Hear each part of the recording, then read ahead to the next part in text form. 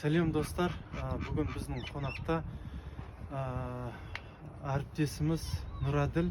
Осы YouTube арнамызды бастаған ең алғашқы біздің көмекшілердің бірі. Нұраділ, қош келдің.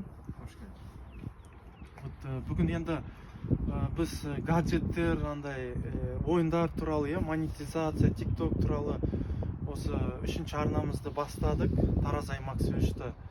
Енді бүгін Нұржігітпен сөйлестік ойындар туралы. Нұраділмен кішкене басқа тақырыпта сөйлесек, осы көліктер туралы, машиналар туралы. Осы New Auto деген сайт бар, Нұраділ, естісең.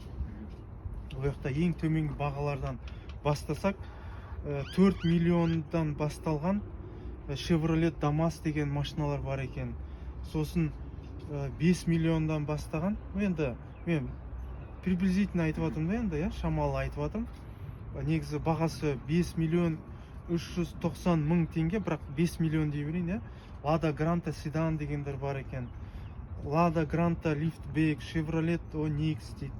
Lada Vesta, Lada Niva Travel, Chang'an All-Swing дейді. Потом Lada Niva, Lada Vesta.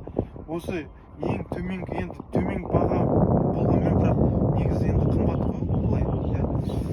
Саған осы аталған көліктерден қайсысы ұнайды, или немесе ұнамаса қандай негізі көліктер ұнайды?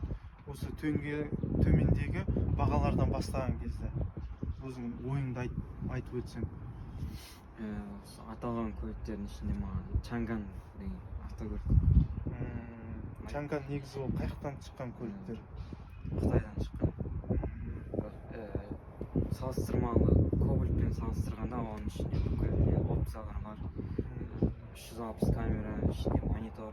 Ал Кобальтта комплектациясы кішкене төмендеу болып келеді. Chang'an'да функциялар, нелер бар. Таразда негізі Chang'an маркалы машиналар бар ма негізі? Таразда Chang'an деген автокөліктер